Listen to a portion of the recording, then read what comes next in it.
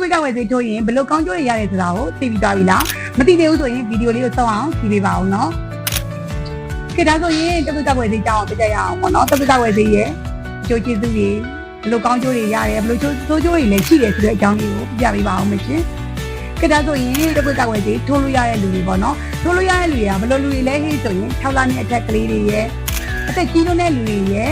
ယောဂအခန့်ရှိနေတဲ့လူတွေရဲ့တခြားဘာမှမဖြစ်ဘဲနဲ့ဒီတိုင်းပြီးတန့်ထိုးနေတဲ့လူတွေလည်းထိုးလို့ရပါတယ်။ဒါဆိုရင်ထိုးလို့မရတဲ့လူတွေရှိ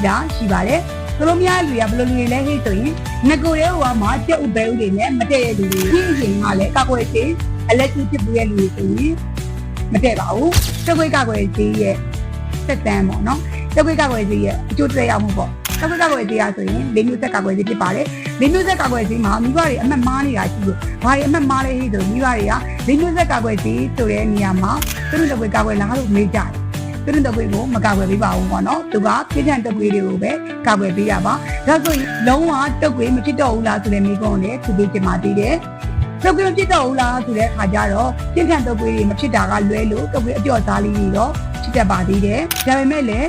တက်ခွေးကြော့သားလေးတွေကိုကြောက်စရာမလိုပါဘူးနောက်တစ်ခုကစေချိုးပြီးသွားပြီဆိုရင်နှစ်ပတ်နဲ့သုံးပတ်ကြာမှအာနိသင်ပြပါတယ်အဲ့ဒီအာနိသင်အပြခင်စကြကာလမှာလည်းတက်ခွေးအကြော့သားလေးတွေဖြစ်တတ်ပါသေးတယ်ဒါဆိုရင်တက်ခွေးကောက်ွယ်စီမထိုးရင်တော့ဘာဖြစ်မလဲထိုးရင်ရောဘာဖြစ်မလဲပေါ့နော်တက်ခွေးကောက်ွယ်စီထိုးရဲ့လူနဲ့မထိုးရဲ့လူနဲ့ဥပမာလေးပြပြမယ်ပေါ့နော်တကယ်လို့ပေါ့နော်တက်ခွေးကောက်ွယ်စီမထိုးရဲ့လူကတစ်နှစ်လုံးမှာ10ချိန်ကိုပြင်းပြင်းထန်ထန်တက်ခွေးဖြစ်မယ်ဆိုရင်တက်ခွေးကောက်ွယ်စီထိုးထားတဲ့လူက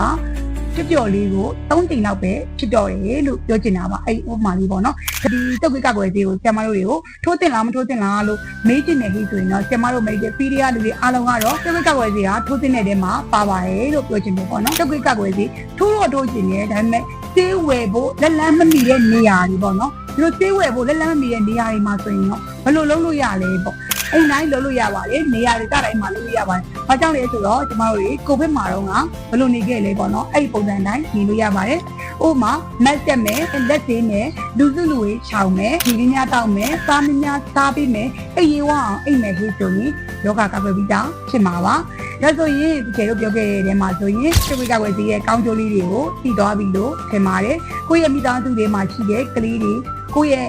မိဘတွေအားလုံးကိုလည်းတက်ခွေးကောက်ွယ်စီထိုးပြီးသွားပြီလားဆိုတာကိုပြန်ဆက်စစ်ကြည့်ပါဦးနော်ထိုးတင်တယ်လို့အကြံပေးချင်ပါတယ်ဒီမှာကတော့ကျင်မရဲ့ပေါင်းတာဒီကျေတနာဖြစ်ပါတယ်နောက်ဗီဒီယိုလေးမှာလည်းဆက်တွေ့ပါအောင်မယ်အားလုံးကျေးဇူးတင်ပါတယ်ရှင်